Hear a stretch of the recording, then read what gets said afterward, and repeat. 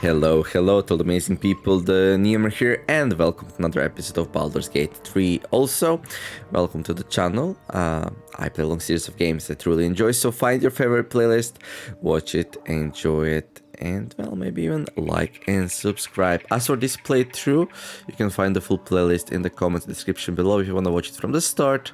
I'm doing a very detailed playthrough as Shadowheart, the cleric of Shar, and trying to be a little bit evil, a little bit pragmatic, but nice to my party members, which are useful at least. So, yeah. So last episode we entered the blighted village here, which I called the Goblin Village. I know it's not the Goblin Camp. The Goblin Camp's like up there, but I still consider it the Goblin Village because, well, it's full of goblins. So.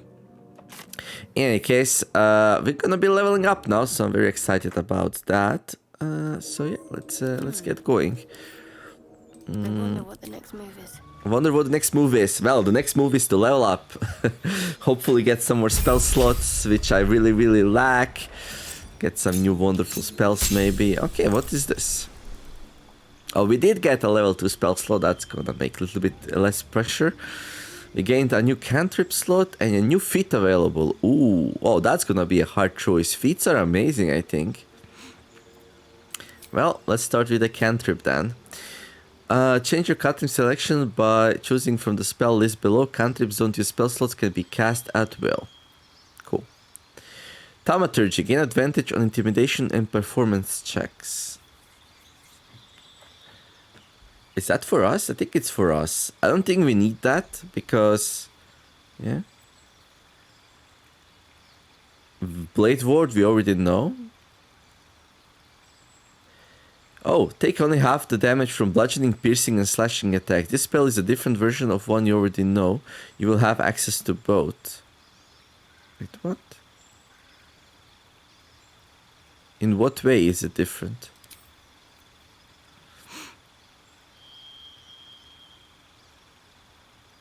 Bludgeoning, piercing, and slashing. I don't see a difference. That's the thing. Can I like give up on the leveling up to see what exactly do we have? Okay, I'm a little bit confused right now. Bludgeoning, piercing, and slashing. Yeah, I don't see a difference. So that's a bit confusing. All right.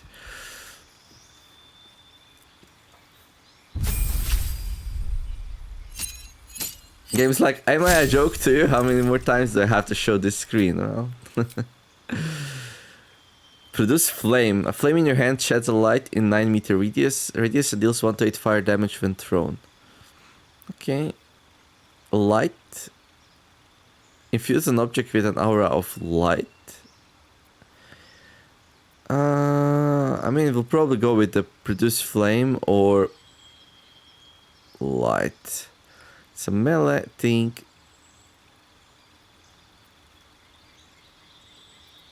I don't know, let's go with light. Let it be light. I don't think it's gonna be super useful, but these are just cantrips, so that doesn't really matter too much. Right, prepare spells. Well, I don't think much will change here. So for level 2 we have Calm Emotions, Warding Bond, and well, most importantly, Enhance Ability.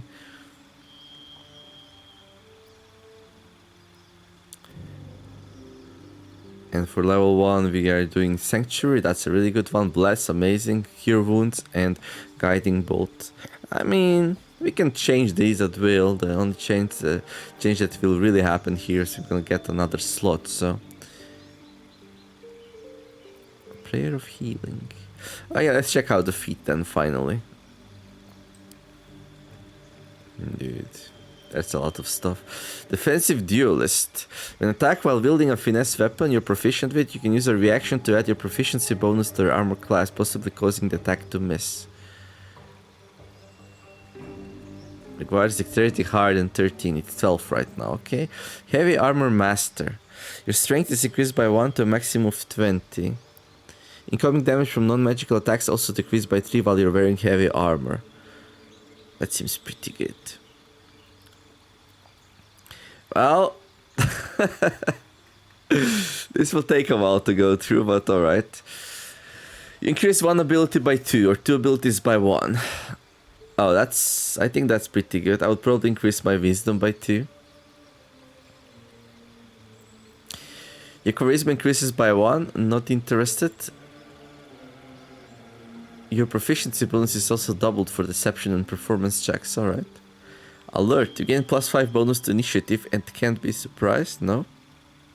Your strength or dexterity increases by 1 to a maximum of 20. When you're prone, standing up uses significantly less movement. No. Charger. You gain charger, weapon attack, and charger shove. No. Crossbow expert. No. You can use 2 weapon fighting even if your weapons aren't light, and you gain +1 bonus to armor class while wielding a melee weapon each hand. You cannot dual wield heavy weapons. No. You gain advantage on perception checks made to detect hidden objects and on saving throws made to avoid or resist traps. You gain resistance to damage dealt by traps. No. Durable. Your constitution increases by 1. You gain full hit points each time you take a short rest. No. Elemental adept. Your spells ignore. So I'm going for strength, right? I'm not going for like. So this is durability. I'm not interested in durability. I have plenty of supplies. We'll be able to long rest whenever we need to. So things like this are not really interesting to me.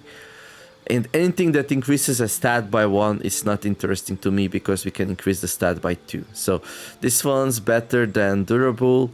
It's better than athlete, in my opinion. As long as the other half is not better than a stat, which I really want. So anyhow, let's continue here. Elemental adept. Your spells ignore resistance to a damage type of your choice. When you cast spells of that type, you cannot roll a 1. That's kind of cool, but when you land a critical hit or kill a target with a melee weapon attack, you can make another melee weapon attack as a bonus action that round. Attacks. It would be good to have at least one person have this thing against big numbers of small enemies.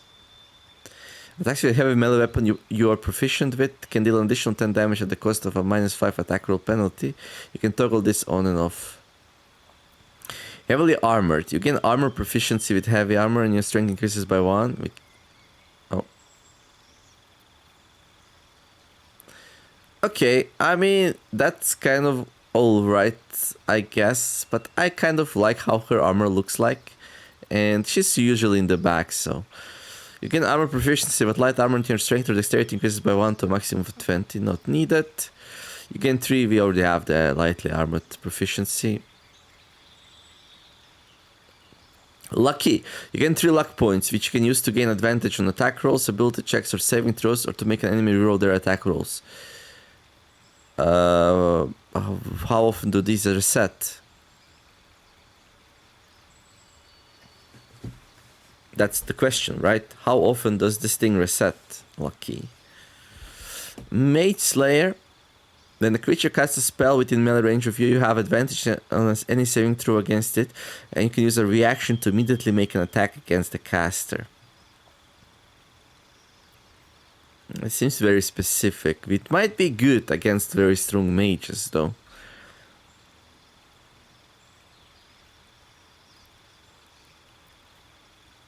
Magic Initiate Bard. You learn 2 cantrips and a level 1 spell from the Bard spell list. You can cast level 1 spell once per long rest. Your spell casting ability for all 3 spells is Charisma. Okay, that's not that great. Magic Initiate Cleric, probably not. Like, these are pretty nice if you don't have a cleric in the group. You would be able to make somebody into Magic Initiate Cleric and give them Bless and Guidance, and that's pretty good. We do have a Cleric, so that's not interesting. You learn 2 cantrips and a level 1 spell from the Druid spell list. You can cast the level 1 spell once per long rest. Your spell casting ability for all 3 spells is Wisdom. Now that's really interesting. That's really interesting. Oh, I'm tempted. I'm super tempted here to go with Magic Initiate Druid. I have no idea what cantrips for druids are, but they're probably not super powerful. But I just don't have space in my group for a druid, so I'm very unlikely to have one. So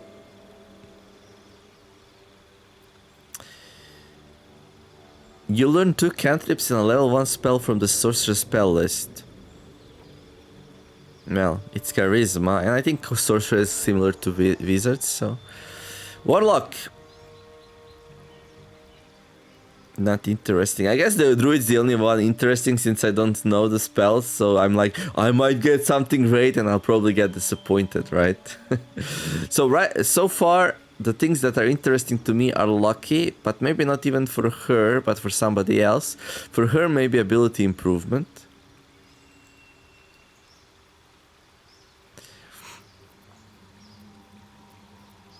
Wizard. Wizards have some nice spells. Or Magic Initiate Druid or Magic Initiate Wizard. Although intelligence is not my forte, so probably not. You learn 2 maneuvers from the Battle Master subclass and gain a superiority die to fuel them. You regain expended superiority dice after a short or long rest. Yeah, but we would gain only 1 superiority die, so... So this is like Magic Initiate Warrior, right? But it's not Magic Initiate, instead it's called Martial Adept. So yeah, we can pretend to be one of these classes a little bit through the feat. So Bard, Cleric, Druid, Sorcerer, Warlock, Wizard, Warrior. Medium Armor Master. When you wear medium armor, it doesn't impose disadvantage on stealth checks. The bonus to more class you gain from your dexterity modifier also becomes +3 instead of +2. Not needed. Mobile. Your movement speed increases and difficulty terrain doesn't slow you down when you dash. If you move after making a melee attack, you don't provoke... Okay, these are so specific. I feel like I will just not need this unless I get into a very specific situation. Moderately armored. Okay, not needed. Are these are alphabetical? That's a little bit silly, you know.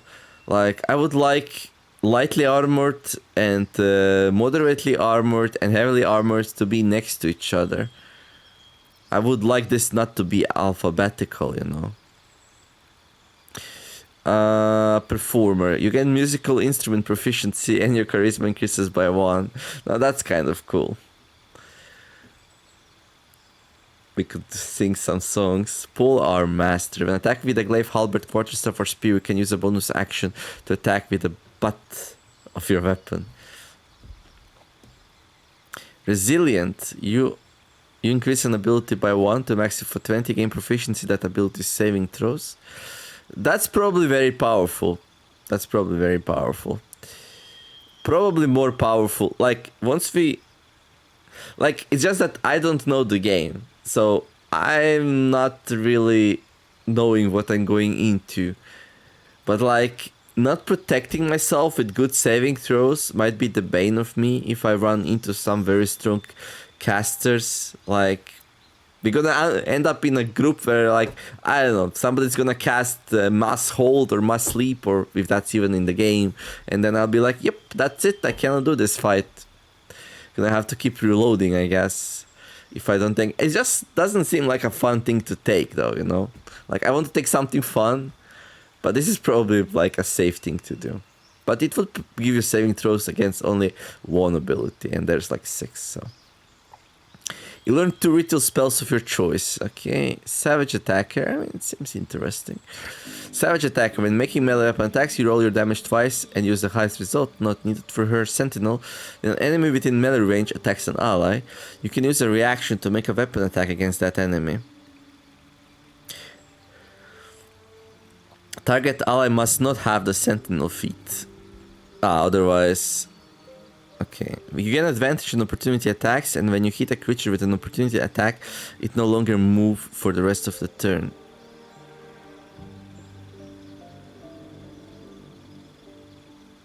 Oh, that seems really good. When an enemy within melee range attacks an ally, you can use a reaction to make a weapon attack against that enemy. And then you get an advantage on opportunity attacks, and when you hit a creature with an opportunity attack, it can no longer move. So basically it stays where it was. So basically tie up somebody so they cannot move away as long as you can reliably hit them. Oof. Like, it's gonna be really hard not to take this one on Lae'zel or Karlach. But there are also some other stuff I also want them to take, so it's gonna be hard. Sharpshooter. Ranged weapon attacks do not receive penalties from high ground rules. Ranged weapon attacks with weapons you are proficient with have a -5 penalty to their attack roll, but deal additional 10 damage. Shieldmaster. You gain +2 bonus to dexterity saving throws while wielding a shield. If a spell forces you to make a dexterity saving throw, you can use a reaction to shield yourself and diminish the effect's damage. On a failed saving throw, you can only take half damage. On a successful saving throw, you can...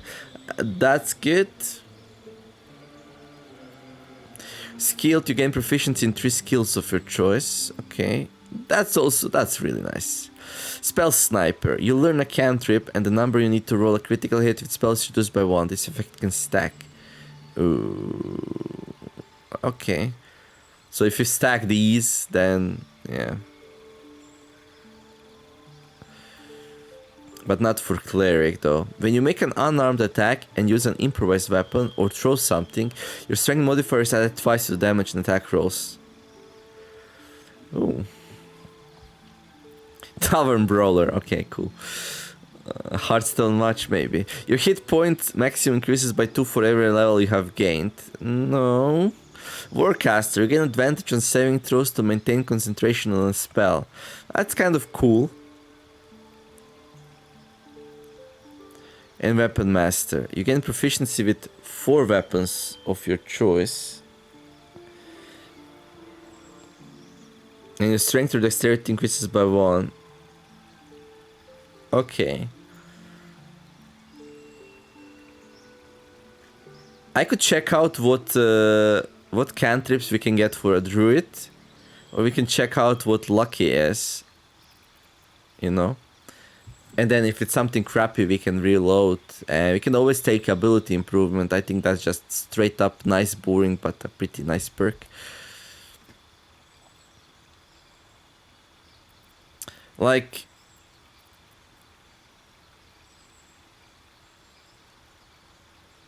I'm leaning towards...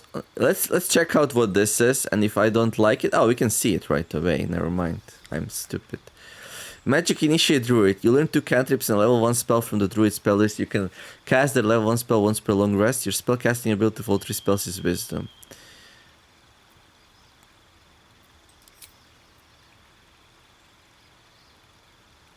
Okay.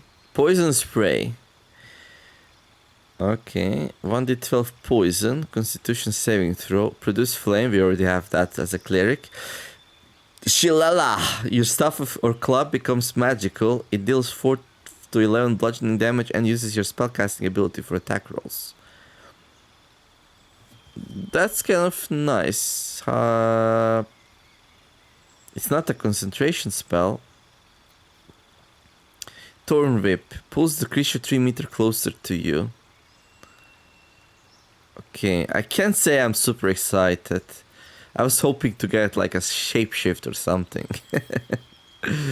And then a level 1 spell. Okay. Ice Knife. Just a damage spell. Alright. Thunder Wave. Oh, this is a good one though. Release a wave of thunderous force that pushes away all creatures and objects. You can push people off cliff with this one. Enhanced Sleep, that's also really good, so we don't have to take Gale into the party. Speak with Animals. I don't think that's... this is until long rest. Yeah, that's also good. With Speak with Animals, I would not need Will anymore to talk to animals. So yeah, taking this just to speak to animals would be pretty nice, I think. But again, my charisma's 8, so I'm not a very good speaker. If you're gonna need to negotiate something with animals, Shadowheart would not be it. Animal Friendship. Convince the beast not to attack you. The creature must have an intelligence of 3 or less. Condition ends early if your own ally hurts the target. In hard difficult modes, the target might become hostile when the spell ends. So it's like a charm for beasts.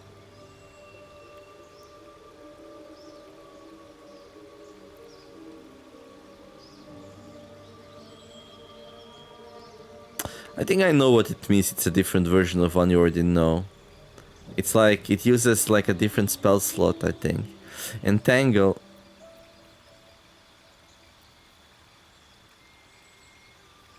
Yeah. Create a vine surface allowing creatures possibly entangling them.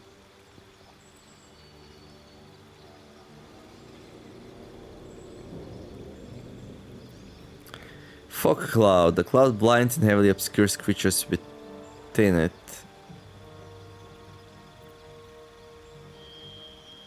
Long strider. That's kind of good, actually. Increase a creature's movement speed by 3 meters. I like this one. Fairy Fire. Oh, the days of World of Warcraft. All targets within the light turn visible and attack rolls against them have advantage. It's a concentration spell though, so I don't like that. Godberry. Conjure 4 magical berries into you or your companion's inventory. Creatures who eat a berry regain 1 to 4 hit points. Berries disappear after a long rest.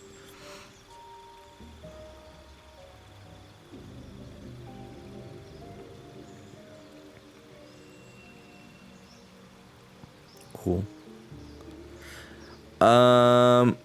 Yeah, I don't think just Long Strider is worth it, and I'm not super excited with the cantrips. It would probably be better to just take the... well, either Lucky. You gain 3 luck points which you can use to gain advantage on attack rolls, ability checks, or saving throws. Or to make an enemy reroll their attack rolls.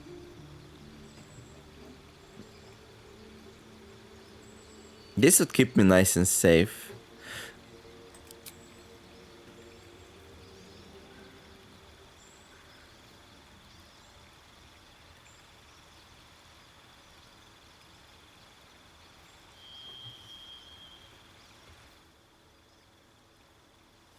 Oh, there you go. Once per long rest. Luck points. Expendable resource. You have inexplicable luck that seems to kick in at just the right moment. You can use your luck points to gain advantage or force an enemy to redo their roll.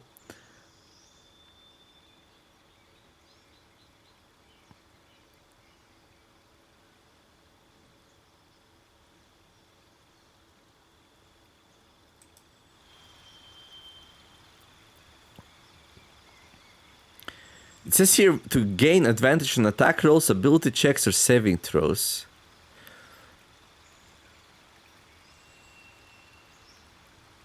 Oh, there we go.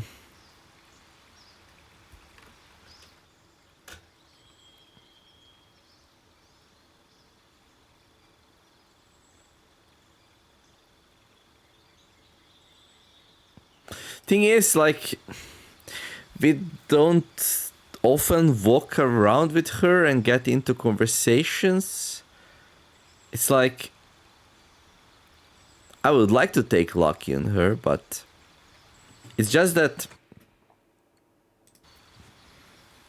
I feel like it's such a hard decision, dude. It's like I feel this. Oh, by the way, if you didn't figure it out yet, this will be one of those character creator episodes where feats are hard, dude. Feats are hard. I like the lucky. It's just that in a way that I play, like, so I would prefer lucky to be for ability checks, but most of our ability checks are done with will, because most of our ability checks are talking points.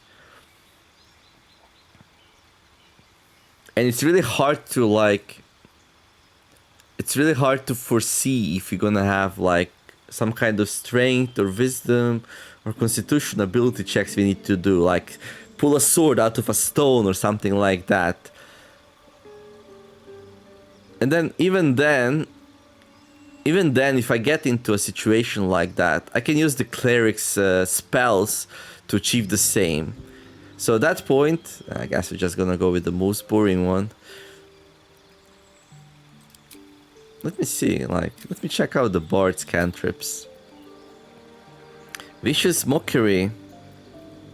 Mage Hand. True Strike.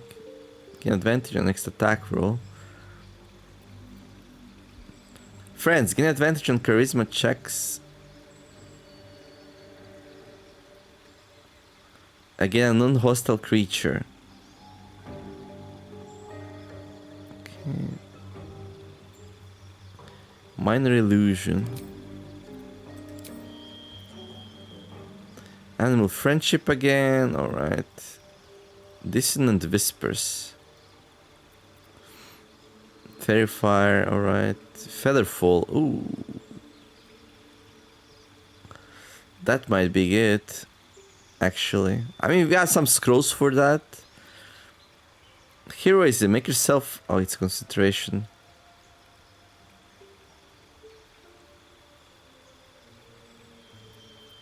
You keep regaining temporary hit points. That's nice. Long strider again. Sleep. Speak with animals. Like, so many different things can speak to animals. It's kind of crazy. I think they did this on purpose. I'm gonna assume Sorcerer just has a whole bunch of damaging spells.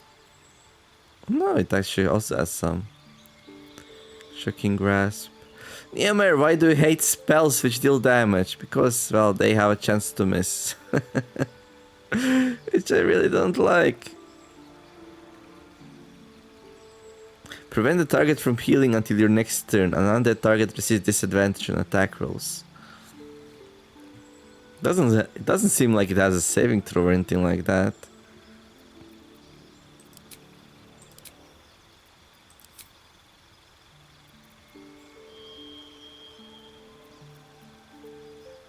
But doesn't Will have...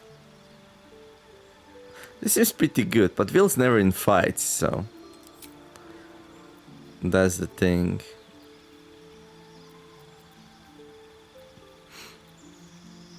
Oh, Expeditious Retreat. Gain dash immediately and as a bonus action each of your turns until this spell ends. Well, if you wanna run, that's good, I guess.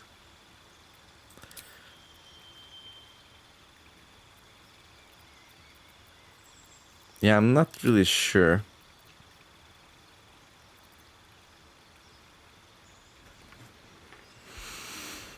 I feel like my instinct tells me taking some extra spells might be a good idea. And then I also want to be lucky, and then, well, I also want to increase my wisdom. I mean, I probably have some of my own spells, which... My spells have a wisdom modifier. A bonus to melee and ranged spell attacks improves your chance to hit with certain spells. So if I increase my wisdom by 1 more, I'll be able to, like... do, like, hold person more easily, or command... And I'm not using them yet, but these spells are really good. We might need to cast them at some point, you know.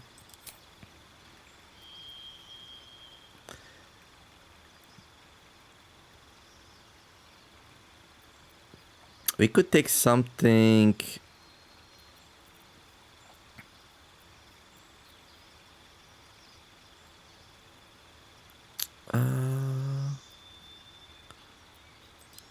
Let's see what the rituals are. Speak with Dad, okay.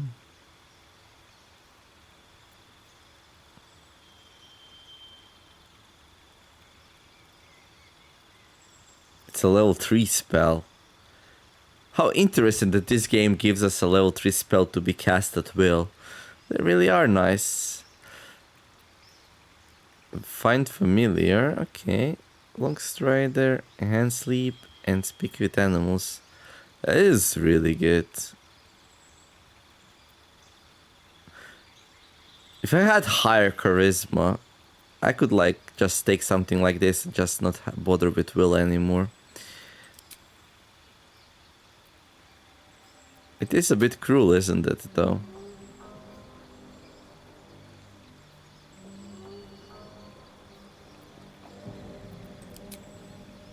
She'll probably have the shield all the time.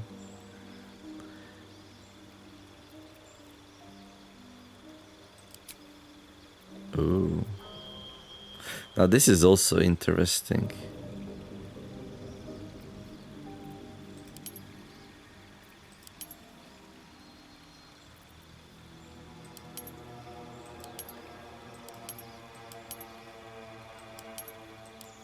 We would gain... We could gain... So right now we have proficiency in history, Insight, religion, and medicine. We could get proficiency in some other skills.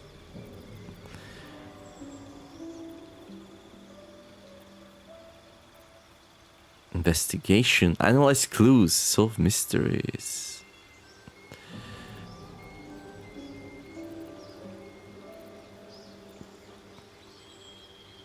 Recognize magic, interact with enchanted items. Like, this is so interesting for world exploration. I think for my second playthrough, my main character will probably go with, like, skilled. But for this one, I'm just gonna be like... Well... Would be nice. I would miss less stuff if I take this. Yeah, do I need extra power? Probably not. We could just go with skilled here. She's gonna be in the group all the time. And these things trigger at various times in the game. They're impossible to predict. And... yeah, that seems pretty good.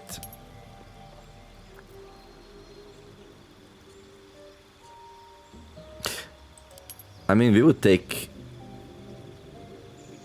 perception for sure. It is a wisdom thing also. And survival is also wisdom. Dexterity, sleight of hand, no. Religion, which we already have. Persuasion, charisma, performance. This one's wisdom, that's nice. Nature. Investigation, intimidation, deception, athletics, arcana, animal handling, influence animals, pet all the dogs.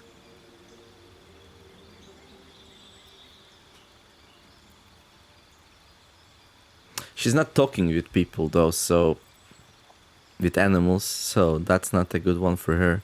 Need to check one more here. I guess I could go with nature. Recognize plants and animals, hike trees. Or investigation, just solve mysteries. Okay, so in the end we choose skilled here. So this will not make us more powerful in combat, but it will let us discover more of the world. I think that's cool. I think I like that. Bam. Okay, well... kind of want to level the other people up as well. Hopefully it goes a little bit faster. Definitely didn't think this will take so long.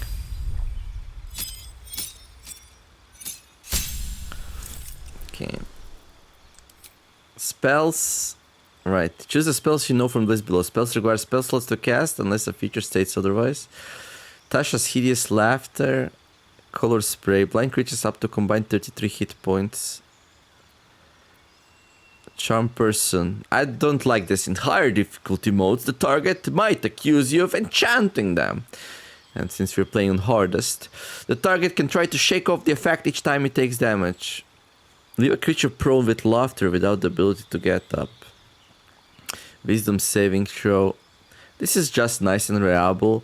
Blind creatures up to a combined 33 hit points. And I believe blind is like... has disadvantage on attack rolls, range of attacks and spells reduced to 3 meters. Might be pretty good. Doesn't seem like there's a saving throw or anything against it as well, so... that seems like a nice, reliable thing to use. It's not gonna be good against bosses, but it's like a subclass ability. I'm not expecting, you know... The selected spell will be removed. Disguise yourself, find familiar, or sleep. Now sleep I've also been using for the similar thing I've been using the blind for.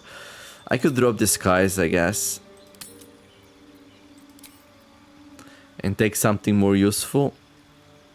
Burning Hands, Charm Person, a Chromatic Orb. Expeditious Retreat, False Life. That seems nice. Featherfall, okay. Mage Armor.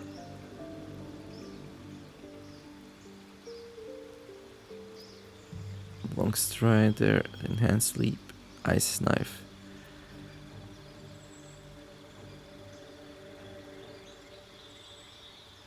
On me, the shards of knife still explode. Grease! Cover the ground in grease. Slowing creatures within and possibly making them fall prone. That might be useful, actually.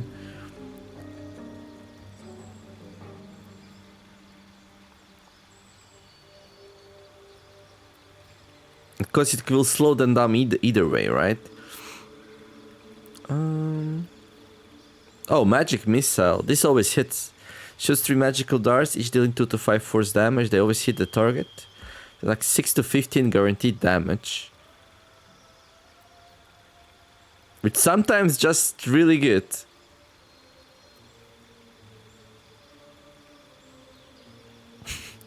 When you're about to be hit by an enemy, increase your armor class by 5. You take no damage from magic missile.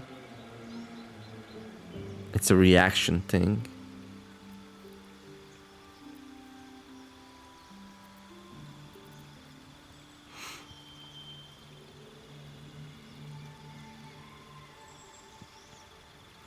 Well, he does get bonked quite a lot, but like with him also it's probably easier. We can just move him out to the fight, just put him at range.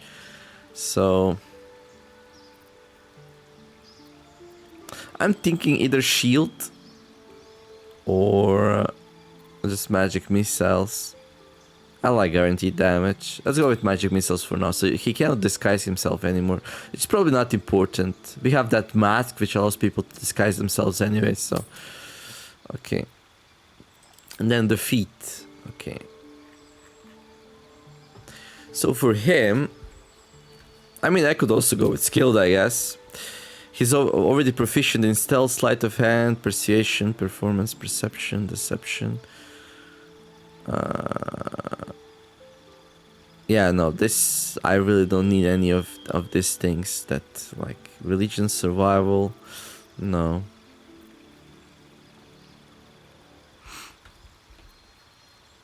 Let me think. His stats are bullshit. Yeah, his dexterity is 17, which needs to go to 18. So something that increases dexterity at least once. We could go with this. Dual wielder.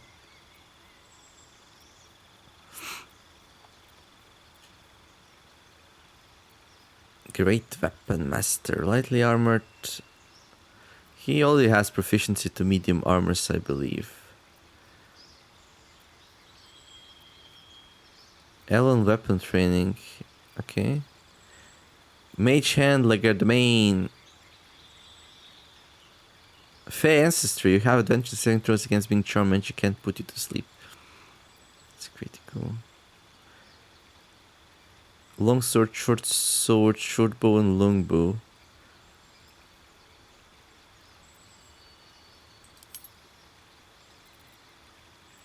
I can't see what proficiencies he has.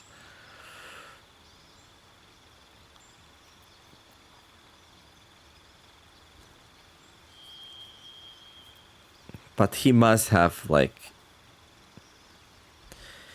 Requirements, proficiency with medium armor. Oh, he might not have proficiency with medium armor. So...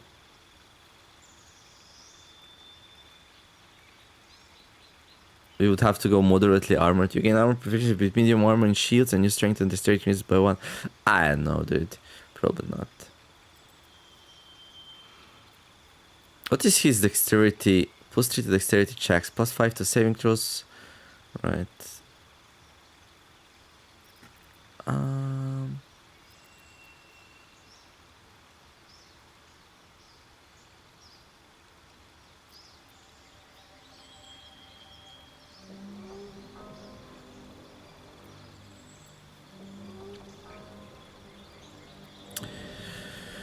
I would say we could make him a performer.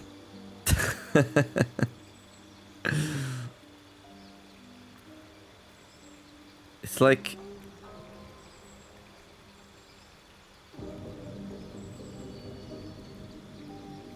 intellect. Remember mental power. Improves spellcasting for wizards.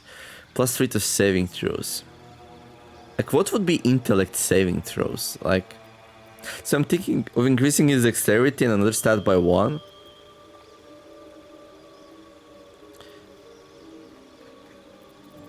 So this one. Alternatively, we take something which increases dexterity and gives us another thing.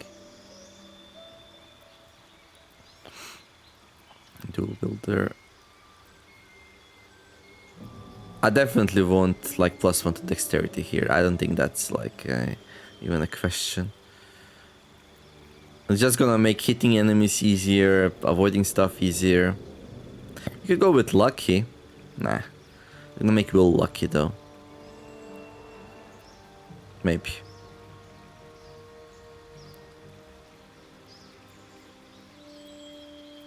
We can give him some spells. Probably not though. Maybe we could.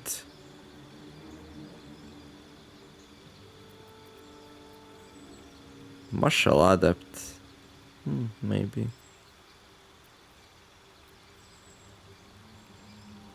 But I think the medium armors like limit our armor gain from dexterity to like 2 or 3. I don't even know.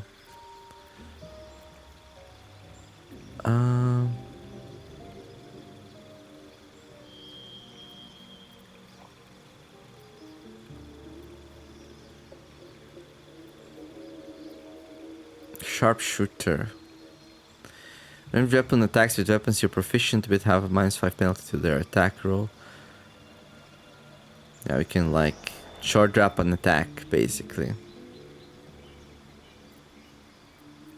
Tough.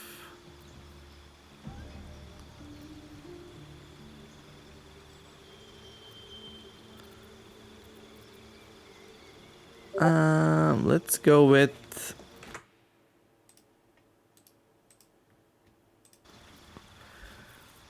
maybe just ability improvement here. Oh, we can actually increase dexterity by 2. Yeah, that's good. And then if you can increase it by 1 once more, it's gonna be really good at dexterity checks. Yeah, he's gonna be hitting way more often then. I mean, I'm kind of... Yeah, I'm gonna have him in our party, right? For this playthrough, so...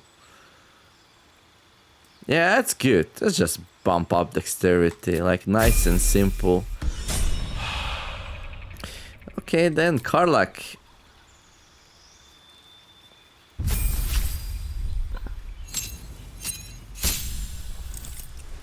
Change Bestial Heart, okay. No, I think I like my Wolf Heart. She and Lazel can do some real damage with it, and Astarion can also pitch in. As for the feat, now I think here we're gonna go Great Slayer or something. Great Weapon Master. When you land a critical hit or kill a target with a melee attack weapon, you can make another melee weapon attack as a bonus action that turn.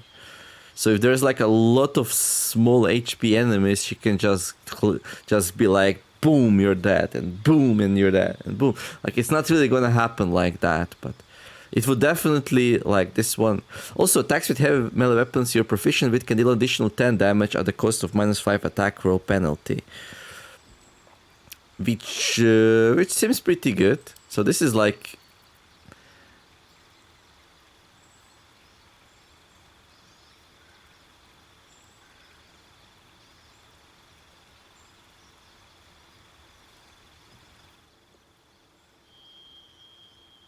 recharge once per turn.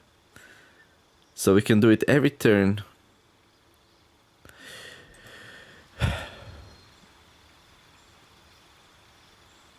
Alternatively, something that increases her strength, right?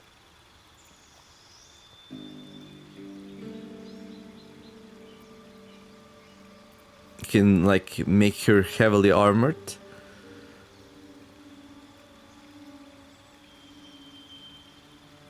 And then heavy armor master. Oof, that's just so juicy.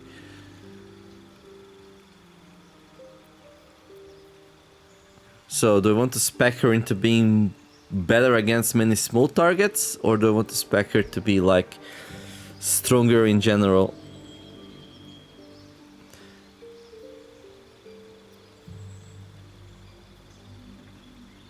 Medium armor master. The bonus armor class you gain from your dexterity modifier also becomes +3 instead of +2. She doesn't have high enough dexterity. I could increase her strength and constitution by 1. I could increase her strength by 2 also. That's like, hey. But I think like in this example, like for Astarion, it's really important that I increase his dexterity because he's our lockpicker, sleight of hand master, you know, pickpocketer, which I'm not really using that much, but well, he is. And for her, strength will just affect damage, while for him it's both damage and utility. So for her, I don't think ability is just so juicy. I'm thinking maybe going heavily armored, because her dexterity bonus is just +1 anyway. So we could really heavily armor her and then go heavy armor master after that. This would give her also 1 strength, which will put her over the threshold, which is really good. And then we can do this. Incoming damage from non-magical attacks also decreases by 3 while we're wearing heavy armor. So that's will make her more tanky. So she could be our tank.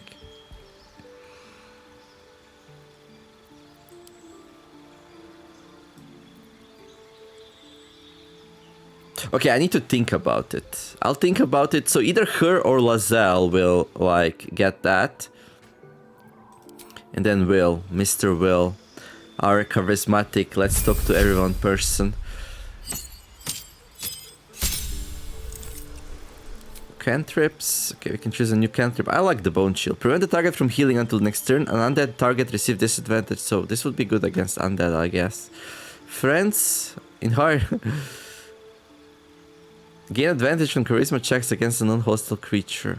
In higher difficult modes, the target might accuse you of enchanting them. I don't think I want to mess with that. Create an illusion, right? Poison spray. True strike. Gain advantage on your next attack roll. I don't know. I'll just take this so we have it. If you fight a really strong undead, I don't know. You can choose a spell. Now he has some interesting spells. Blindness, Cloud of Daggers. Conjure a cloud of spinning daggers that attack anyone inside. For 10 turns. Okay, Crown of Madness. Darkness. Enthrall. Okay. He also has Hold Person, but this is like...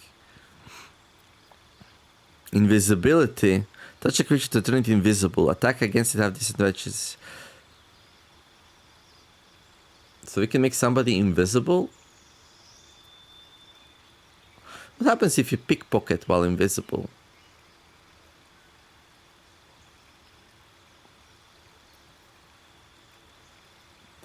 Misty Step. You teleport to an unoccupied space you can see. Oh, that seems very useful as well. Scorching Ray. Dude, I'm just a sucker for, like, command. He also has the command.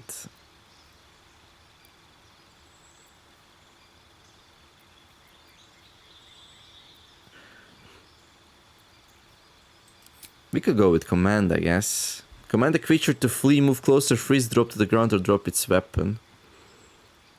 Yeah, let's go with that. That's a really good spell. Then we can replace a spell. Mirror Image. Armor of Agathis. Gain 5 temporary hit points. And deal 5. Like... You know what? We're not gonna take him into fights, probably. So... Just take something nice utility. Like, put invisibility on... Astarion, so we can try to do some nice things with it. Oh yeah, let's play with invisibility, see what that's all about. And then for the feat, I mean, I could increase charisma by 1. Actor. Your proficiency bonus is also doubled for deception and performance checks, right?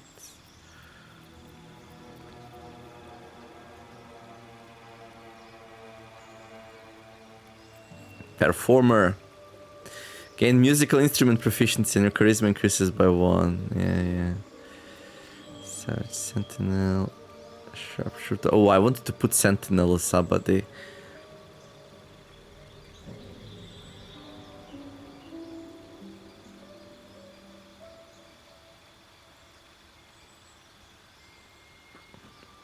I think I'm gonna put Sentinel on Karlak probably, and put the heavy armor master on Lazel.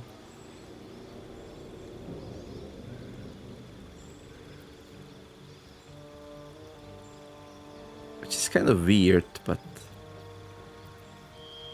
yeah, I want it the other way around, I guess. No, Sentinel and Heavy Armor Master just doesn't work. I will always want the other one to get attacked. That's kind of weird. Games like take this and that and no. Tough.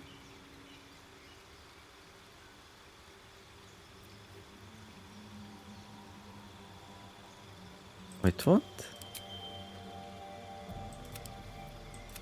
It doesn't say in the descriptions that you also get a strength or constitution bonus. Oh dude, this game is cheating me.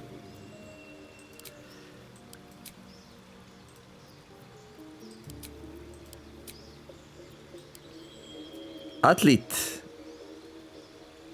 Okay, this one says, that's fine. Durable, elemental, adept. Yeah. I'm not being able to roll 1 is nice, I guess, but lightly armored. Okay, it also says it, okay. Mage Slayer.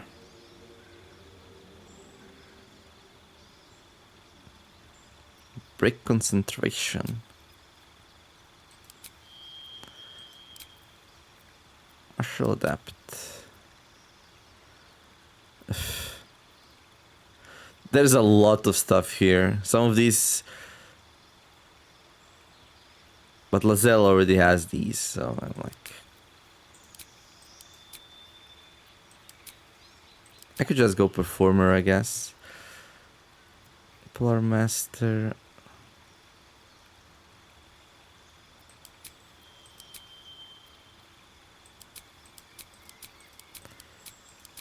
Okay, so...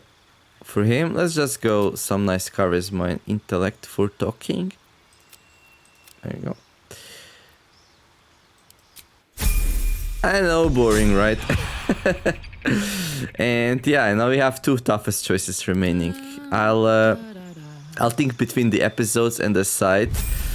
But for Lazel and for her, I'm really thinking about... heavily armored and Sentinel, and I'm even thinking Mage Slayer actually. When a creature casts a spell within melee range of you, have advantage on any saving throw against it, and you can use a reaction to immediately make an attack against the caster. Enemies you hit have a disadvantage on concentration saving throws. I think I make one of them a Mage Slayer and the other one I make a Sentinel. So if they both go and stand on top of a really powerful mage, one of them will have an opportunity strike if they try to move away, and the other one will kind of prevent it from casting a spell from the melee range, I guess. I don't know. That's one idea.